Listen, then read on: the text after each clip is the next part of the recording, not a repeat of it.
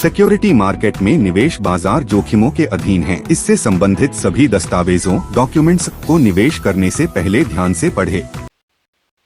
Hello friends, कैसे हैं आप सब। आप सभी का शुभ ट्रेडिंग एकेडमी के चैनल पर बहुत बहुत स्वागत है।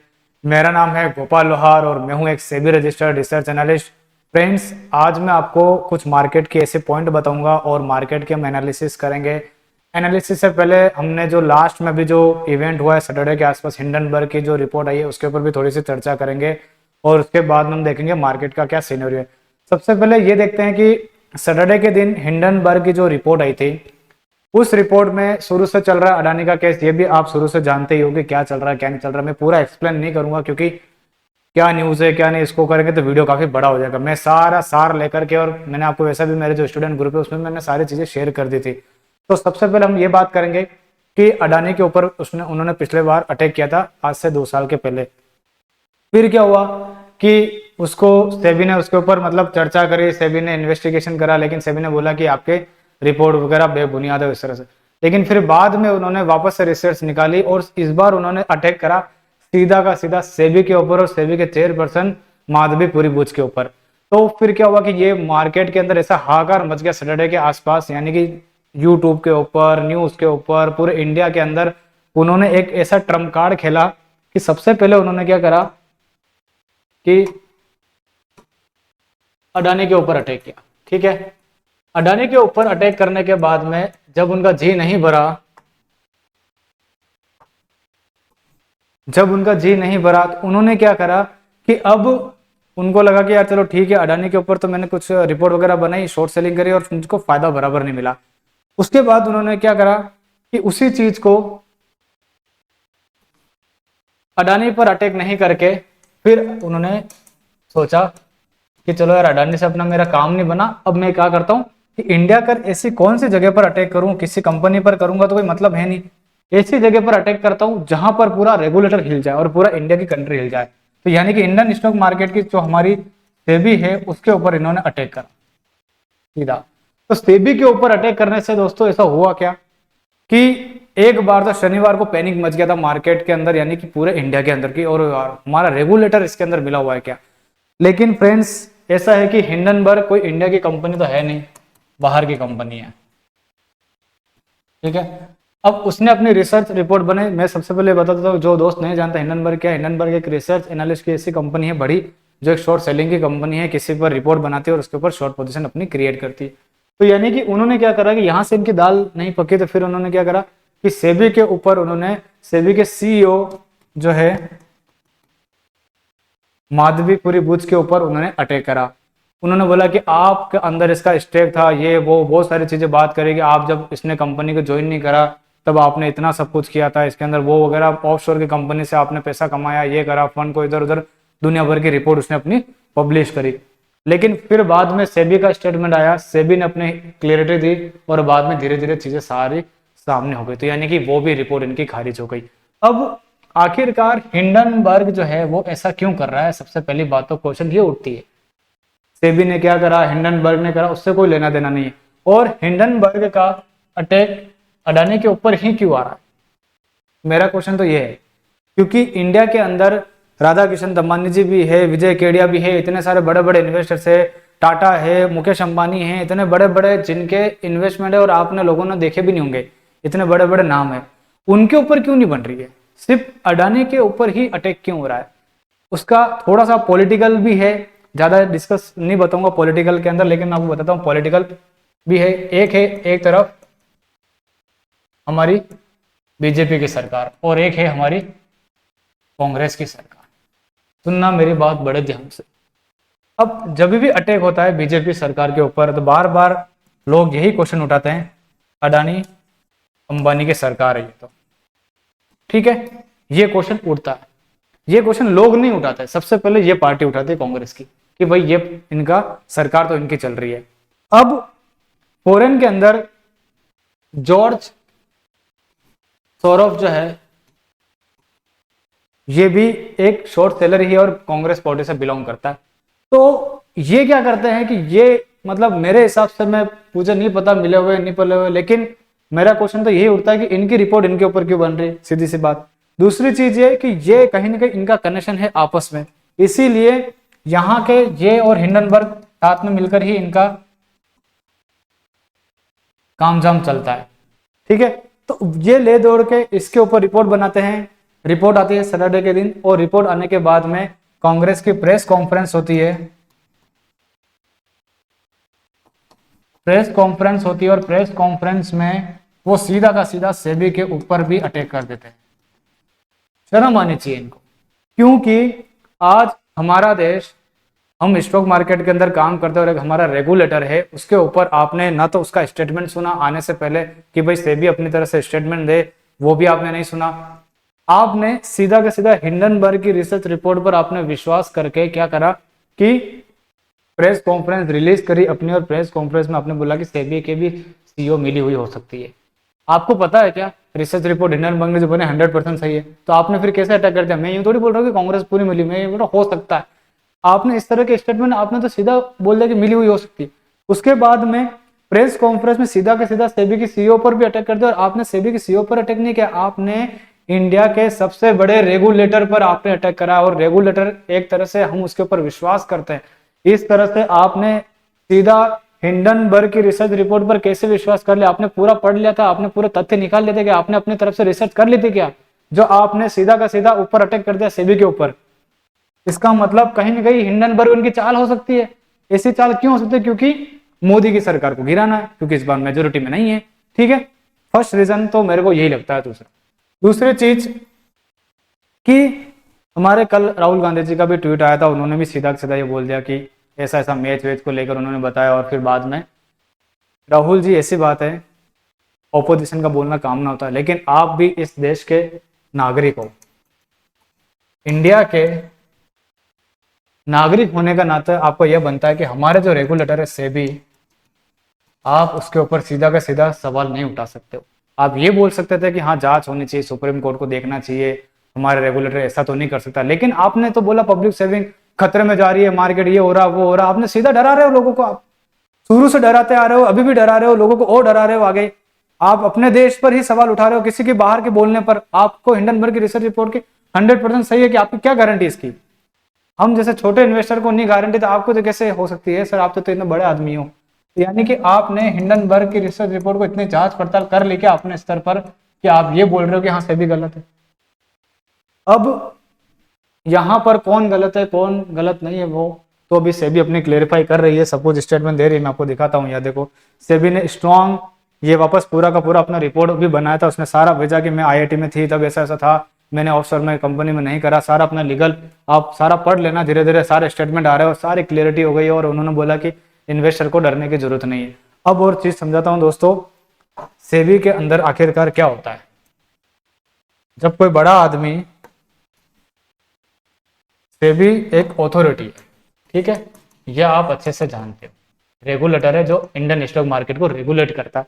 अब इसके अंदर जब बंदा कोई रजिस्टर्ड होता है, जैसे मैं रिसर्च एनालिस्ट हूँ, सेबी रजिस्टर्ड हूँ, तो मेरे सारे बैंक अकाउंट,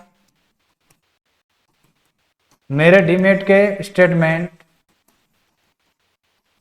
मेरे फादर फैमिली के पैन कार्ड, यानी कि जितनी भी मेरी हिस्ट्री थी पुरानी वाली 1 से लेकर 3 साल तक के बीच में, सारा का सारा सेबी ने डेटा मांगा था मुझसे कि कहीं मैं रिसर्च सर्विस प्रोवाइड करने से पहले तो कहीं मैं लोगों को सर्विस तो नहीं बेच सकता, कहीं मैंने लोगों से फीस तो नहीं ली है क्लाइंट के नाम पर। तो ये सारी चीजें इसके अंदर सेबी ने मुझसे मांगा था।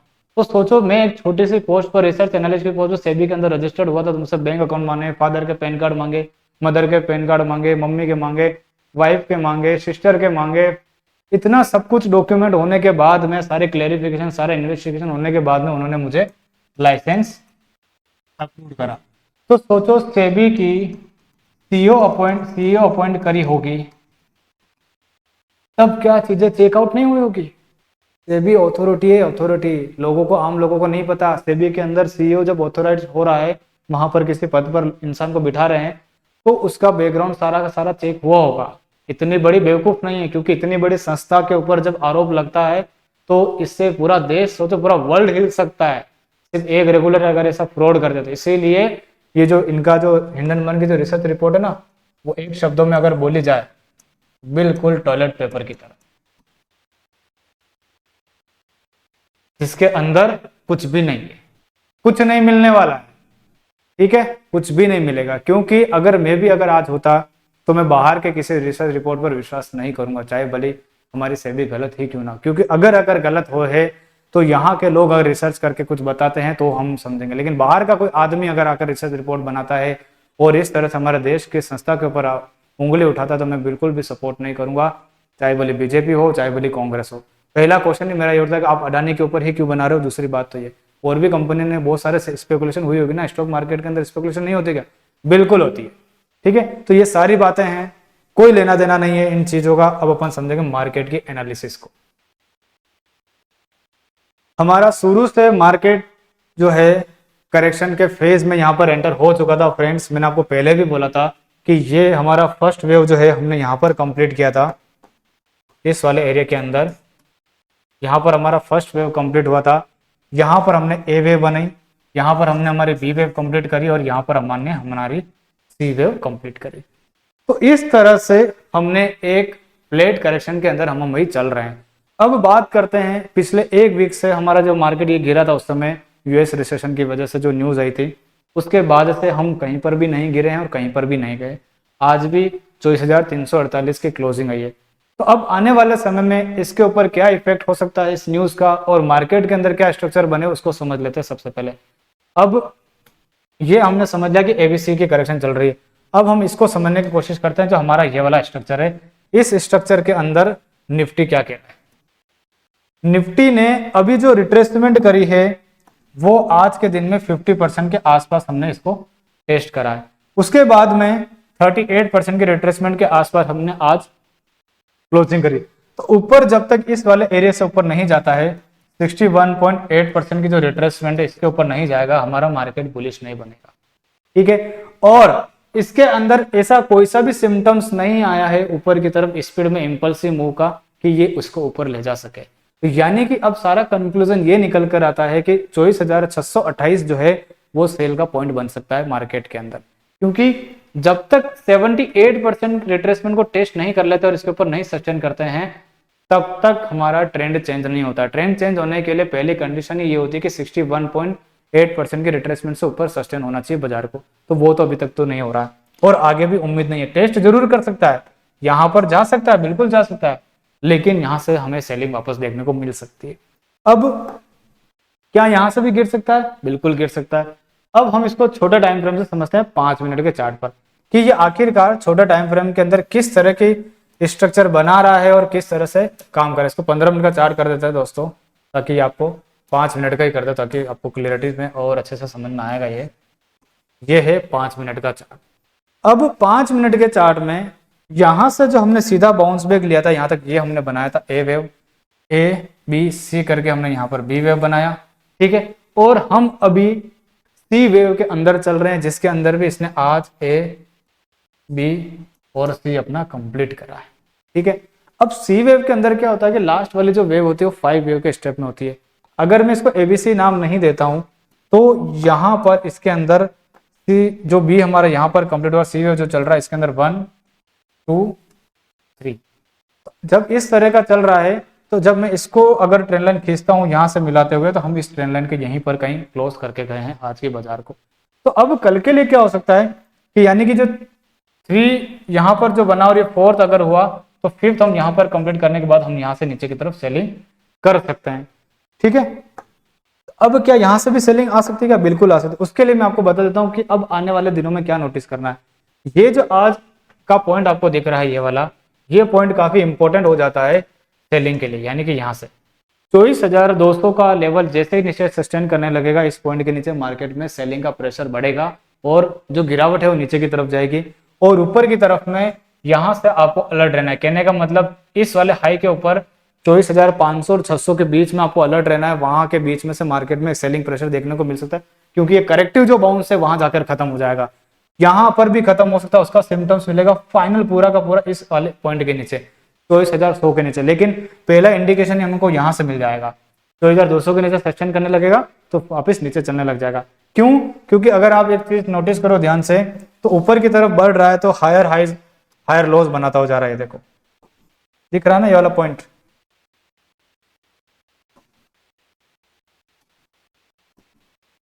ये देखो, ध्यान से देखोगे तो एक वेज जैसा आपको पैटर्न दिखेगा यहाँ पर। तो जैसे ही ब्रेकडाउन होगा, स्विंग लो हमारा मार्केट में बेयरिशपन वापस से चालू हो जाएगा। ये पूरी की पूरी कंसोलिडेशन चल रही है।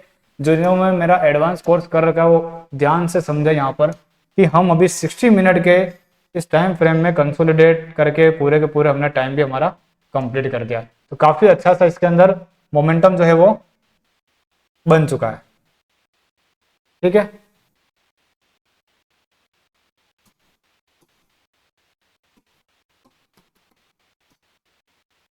ये आ गए हम 60 मिनट के चार्ट में निफ्टी के अंदर, जहां पर हमारा ये काफी अच्छा खासा स्ट्रक्चर कंप्लीट हो चुका है।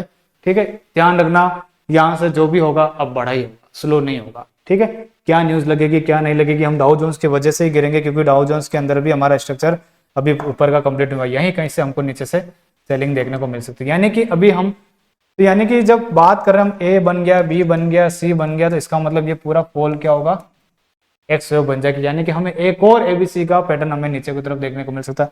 तो इसका मतलब अगस्त का महीना पूरा का पूरा करेक्शन के अंदर जाने वाला। ठीक है, बीच में बाउंस बैक भी आएंगे बड़े बड़े। अब हम बात कर लेते हैं बैंक निफ्टी के अंदर नीचे कितना गिर सकता है वो मैं आपको बता देता हूं। नीचे निफ्टी इस वाले लो पॉइंट को काटेगी एक बार, यानी कि 23,000 का जो 900 का जो हमारा पॉइंट है वो लो पॉइंट एक बार कटेगा। हो सकता है कि हम 23,800 700 के जोन में चले जाए एक बार, फिर वहां जाने के बाद री एनालिसिस करेंगे वापस से कैसा क्या स्ट्रक्चर बन रहा है। चार्ट अभी खराब नहीं हुए, डाउनफॉल चल रहा है, करेक्शन चल रही है इस पूरे वाले वेव की, ये ध्यान रखना। 62% तक भी करेक्शन होती है। नॉर्मली पहली करेक्शन 38 पर हो गई, 38 हमारा 23,600 के आसपास है। तो अभी भी हमारे पास वो वाला लेवल जिंदा है, नीचे का जा सकता है, बिल्कुल प्रोबेबिलिटी 90% प्रोबेबिलिटी नीचे जाने की। उसके बाद में हम आ जाते हैं बैंक निफ्टी के अंदर। अब हम बैंक निफ्टी की बात कर लेते हैं। बैंक निफ्टी के अंदर भी फ्रेंड्स ऐसा है कि हम अभी डेली की 100 ईएमए पर काम कर रहे हैं यहाँ पर, अगर आप ध्यान से देखोगे तो इसके अंदर भी हमारा जो नीचे के जो पॉइंट है वो यहाँ पर कंप्लीट नहीं हुआ। एक बार और बैंक निफ्टी नीचे आएगी, इसका मतलब बैंक निफ्टी में मुझे ऐसा दिखा रहा है ऊपर तो जा सकता है, ऊपर तभी जाएगा जब ये 60 मिनट की 200 ईएमए के ऊपर टिकेगा, इस वाले पॉइंट के ऊपर। जब तक 60 मिनट की 200 ईएमए के ऊपर नहीं जाएगा, वापस यहाँ जाने के बाद में, इस वाले एरिया के बाद जाने के बाद वापस से सेलिंग आ जाएगी। ज्यादा से ज्यादा बैंक निफ्टी क्या होगा, यहाँ जाने के बाद में वापस जब यहाँ आ जाएगा तो ऑटोमेटिकली निफ्टी 23,900 23,800 चला जाएगा। तो प्रेशर तो वैसे दिख रहा है, तो यानी कि बैंक निफ्टी में भी सेलिंग पॉइंट दिख रहा है। अब हम आ जाते हैं इसके अंदर 15 मिनट के चार्ट के स्ट्रक्चर के ऊपर। जैसा कि इसके अंदर भी आप ध्यान से देखोगे, जब से गिरा है तब से कुछ नहीं हुआ। गिरा हमारा एडवांस कोर्स के हिसाब से क्या चल रहा है इसके अंदर, यहाँ से सेलिंग आई, यहाँ से सेलिंग आई, यहाँ से सेलिंग आई, यहाँ से सेलिंग आई, यहाँ से सेलिंग आई, यानी हर बार किसी ईएमए को छू के नीचे गिरा। आज भी 15 मिनट की 200 को नीचे ऊपर ब्रेकआउट करा, लेकिन वापस सेलिंग आई, क्योंकि फर्स्ट बार ब्रेकआउट कभी होता नहीं है 200 ईएमए के अंदर। तो यानी कि अब कल बैंक निफ्टी के अंदर क्या हो सकता है, बैंक निफ्टी के अंदर हमको कल इस वाले एरिया पर ध्यान रखना, यानी कि ये जो पॉइंट दिख रहा है ये वाला है। अगर इस वाले मूवमेंट की 62% से नीचे अगर टिकता है तो ये लो ब्रेक हो गया, तो हमारा लो पॉइंट यहीं से स्टार्ट वापस चालू हो जाएगा। तो कल भी मेरे को ऐसा लग रहा है बैंक निफ्टी के अंदर कि थोड़ा बहुत यहाँ पर आने के बाद में ऊपर की तरफ एक बाउंस बैक देखने को मिल सकता है। नीचे की तरफ सेलिंग तभी आएगी जब ये वाला एरिया आज का कट जाएगा। ठीक है, तो वापस से हम इस वाले लो पॉइंट को रिविजिट कर सकते हैं और इसके नीचे भी थोड़ा सा जा सकते हैं। तो ये है पूरी की पूरी बैंक निफ्टी की एनालिसिस। व्यू ऊपर का अभी मैं नहीं रख रहा हूँ, कल को अगर चार्ट में ऊपर बाउंस बैक, क्योंकि बाउंस बैक ही दिख रहा है मेरे को, ऊपर से कोई ट्रेंड चेंज होता हुआ नहीं दिख रहा है। तो ये निफ्टी की एनालिसिस हो गई, बैंक निफ्टी की एनालिसिस हो गई, सारी की सारी। घबराने की कोई जरूरत नहीं है फ्रेंड्स, मार्केट में भी करेक्शन का फेस चल रहा है, न्यूज आती रहती है जाती रहती है, बड़ा कोई गिरावट नहीं है कि एफआईएस दम लगा रहे हैं मार्केट को गिराने के, लेकिन हमारे डीआई इस मार्केट को ऊपर खड़ा करके खड़ा रख रखा है। क्योंकि एफआईएस सोच रहे कि मार्केट गिर जाए तो कुछ ले लेते हैं, लेकिन माल मिल नहीं रहा उनको, तो फिर क्या करें कि हिंडनबर्ग से गिरवाने की सोच रहे हैं, उससे गिरवाने की सोच रहे हैं, लेकिन मार्केट गिर नहीं पा रहा। यही एक इंडियन मार्केट की खूबी है। जिस दिन मार्केट की वेव कंप्लीट हो जाएगी ऊपर की, ये ऑटोमेटिकली किसी के भी बिना कहने से गिरना चालू कर देगा, उस दिन हम देख लेंगे, अभी कोई दिक्कत वाली बात नहीं। अब मैं आपको एक बार लास्ट जाते जाते डाउ जोन्स का चार्ट दिखा देता हूं।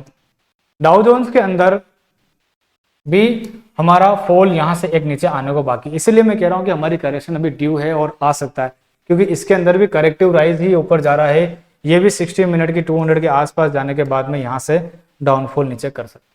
तो डाउ जोन्स में मुझे गिरावट दिख रही है, निफ्टी पहले गिरी इसकी वजह से थी और अभी भी इसकी वजह से वापस से गिर सकती है। तो ये फॉल कब आ सकता है? ये फॉल मेरे हिसाब से कल के बाद में एक्टिव हो सकता है कल से एक्टिव हो जाए, लेकिन फिर भी ट्यूसडे का दिन देख लेते हैं एक बार आता कि नहीं आता, लेकिन वेडनेसडे से पूरी की पूरी प्रोबेबिलिटी बन जाएगी मार्केट के अंदर डाउनफॉल होने की। अब फ्रेंड्स थोड़ा सा हमारे इस ग्रुप के ऊपर बात करते थे, टेलीग्राम ग्रुप के ऊपर। फ्रेंड्स जो भी मेरे सर्विस के अंदर जुड़ना चाहता है टेलीग्राम चैनल के अंदर, यानी कि पेड सर्विस के अंदर इंडेक्स का ट्रेड, निफ्टी का ट्रेड, इक्विटी सर्विस का ट्रेड, तो वहाँ पर हमारे सर्विस को ज्वाइन कर सकता है। यहाँ पर हम डेली का ट्रेड कर रहा था। यहाँ पर देखिए रिसर्च सर्विस के अंदर यहाँ पर आज हमने यहाँ पर एक सबसे पहले मिड कैप के अंदर ट्रेड किया था। मिड कैप की अगर मैं बात करूँ तो मिड कैप में काफ़ी अच्छा ट्रेड गया था मेरा। एक सेकंड, कहाँ गया मिड कैप का ट्रेड? मॉर्निंग के अंदर, लेकिन वो मैंने एग्जिट करवा दिया था। वापस से आ जाता है एक बार। ये देखिए यहाँ पर मैं स्ट्राइक प्राइस मिस हो गई थी, स्ट्राइक प्राइस मिस नहीं कर पाया, तो ये वाले दे नहीं पाया था। यहाँ पर स्ट्राइक प्राइस लिखना भूल गया था। हमारा टारगेट 50-70 भी आया और कम से कम 150 रुपये के आसपास तक गया मिड कैप का। उसके बाद में वो ट्रेड तो छोड़ ही दो, 10 पॉइंट पे हम निकल गए थे बाहर। फिर हमने 24,400 के कॉल में, ये फ्री टेलीग्राम के अंदर फ्री डेमो दिया था, 24,400 के कॉल के अंदर हमने ट्रेड किया था, जिसके अंदर हमारा जो टारगेट था 150 170, हमने 150 का टारगेट पूरा अचीव किया, उसको भी हमने प्रॉफिट बुक करा। तो काफ़ी अच्छा दिन रहा आज का। ट्रेड हमने ज़्यादा नहीं करे। ये देखिए मिड कैप का जो ट्रेड दिया था काफ़ी अच्छा मोमेंटम ऊपर पकड़ा, लेकिन मैं ये मिस करना भूल गया था 12,500 को, तो ये वाला हमारा निकल गया अच्छे से। तो ये काफ़ी अच्छा, हमारे ट्रेड ग्रुप में ज्वाइन कर सकते हो आप, हमारे सर्विस को ज्वाइन कर सकते हो। तो ये है पूरी निफ्टी बैंक निफ्टी की एनालिसिस। आराम से मार्केट में लेवल के हिसाब से काम कीजिए, एंजॉय कीजिए, कोई भी दिक्कत लेने वाली बात नहीं है। और कभी भी किसी की भी न्यूज़ आने से उसके ऊपर भरोसा नहीं किया जाता है, हमारी रेगुलेटर पर भरोसा करना पड़ेगा। क्योंकि आज आरबीआई, आज मान लो आरबीआई के ऊपर सवाल उठ जाए, सपोज करो आरबीआई कुछ फ्रॉड कर ले, तो क्या करोगे? आरबीआई के ऊपर रिसर्च रिपोर्ट थोड़ी बनती है, क्योंकि वहाँ पर कोई शेयर ऊपर नीचे थोड़ी हो, वहाँ तो मॉनेटरी पॉलिसी ऊपर नीचे होती है। तो वहाँ की कोई रिसर्च रिपोर्ट बना के तो आरबीआई से भरोसा उठ जाएगा क्या आपका? मेडिकल एसोसिएशन से भरोसा उठ जाएगा क्या, जो बड़े बड़े अथॉरिटी बने हुए? ऐसा नहीं होता है। हमें विश्वास करना पड़ता है, फेथफुल रहना पड़ता, फेथ में रहना पड़ेगा, विश्वास करना पड़ेगा, तब जाके हम हमें हमारी कंट्री का साथ देना, सीधी सी बात है। बाहर का कोई आदमी बोलकर हमारी कंट्री को अगर तोड़ने की कोशिश करता है तो हमें उसके खिलाफ आवाज उठानी है। तो आज के वीडियो को यहीं पर वाइंड अप करते हैं। मेरे हिसाब से ये वीडियो काफी अच्छा है। कैसा लगा वीडियो मुझे जरूर बताइएगा कमेंट बॉक्स में लिख करके, और फिर अपन नेक्स्ट और बातें करेंगे मार्केट से रिलेटेड और हमारे निफ्टी से रिलेटेड और न्यूज से रिलेटेड। इस न्यूज से कोई फर्क नहीं पड़ने वाला है फ्रेंड्स, कुछ भी नहीं होने वाला है। ये सेबी का बाल भी बाका नहीं कर पाएंगे। ठीक है, तो आज का वीडियो मैं यहीं पर वाइंड अप करता हूँ। Thank you so much.